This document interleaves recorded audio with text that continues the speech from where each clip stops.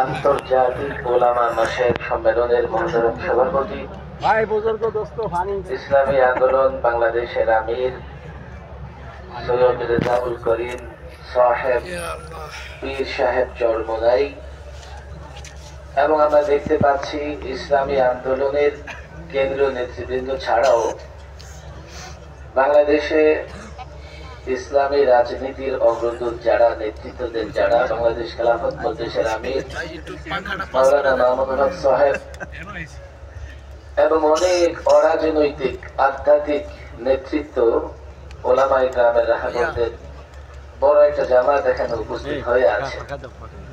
সুতরাং মাঠ পর্যায়ে আমরা যে দাবি দেখতে পাচ্ছি যে ওলামাদের ঐক্য দরকার, একরকম ঐক্য কিন্তু আজকে মন্ত্রী হয়ে গেছে। এখন এই ঐক্য অটুট রাখতে হবে আর বৃহত্তম ঐক্যের জন্য চেষ্টা করতে হবে। পৃথক পৃথক ভাবে ইসলামী রাজনৈতিক সংগঠনের নেতৃবৃন্দের সঙ্গে আমি যখনই কথা বলেছি, আলহামদুলিল্লাহ বর্তমান এই পরিস্থিতিতে সকলেই একমত, ঐক্য দরকার।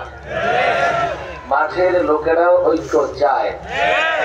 আমি বিশ্বাস করি ঐক্য দৃশ্যমান হবে, একটা রূপরেখা তৈরি হবে।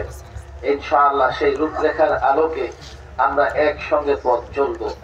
আমি আমার ক্ষুদ্র জায়গা থেকে, আমি নিরীহ মানুষ হিসেবে এতটুকু বলতে চাই, ওলামায়ে কেরামের ঐক্যের প্রয়োজনে, ওলামায়ে কেরামের ঐক্যের প্রয়োজনে, ইসলামী রাজনৈতিক সংগঠনগুলোর ঐক্যের প্রয়োজনে